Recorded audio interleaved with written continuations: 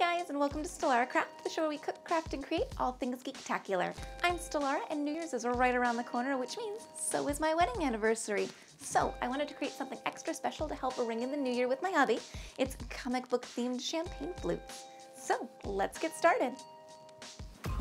To make your comic book themed champagne flutes, you'll need some comic books, scissors, a paintbrush, Mod Podge, and I used a dishwasher safe variety, and then some champagne flutes. First, take your comic book pages and start cutting out some pictures that you like. You can do these as whole panels, or pick some pieces that are a little bit more interesting and cut around the edges. It'll add a little whimsy to your champagne flutes.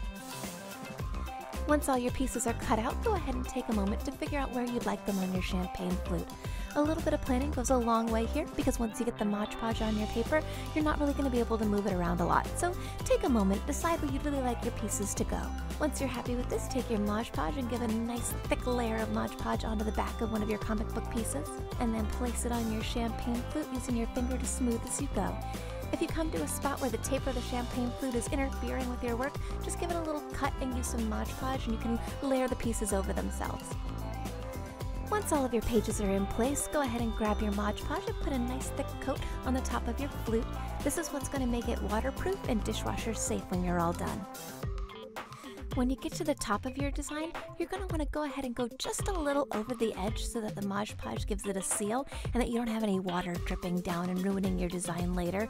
But be careful not to go too far over the edge because the Mod Podge doesn't dry completely clear, and I'm going to show you how to clean this up later.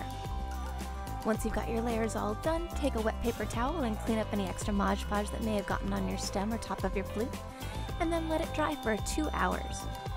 You're going to do a couple of coats of Mod Podge here, but once that's all dry, we're ready to do our lining. It's kind of hard to see here, but the Mod Podge that got onto the glass didn't dry completely clear. So to cover that up, we're going to take our black glass paint, or I use the liquid lead here, and then just trace right along the edge of the design. I think it looks really neat because it looks like the black lines that you have at the edge of comic book strips anyway, and helps clean up the edge. So do that to the top and bottom of your glass. And then when it's all dry, your champagne flutes are done and you are ready to toast in your nerdy New Year's. I hope you guys enjoyed the video. If so, please leave a thumbs up. Also, hit that subscribe button for more nerdy videos every week.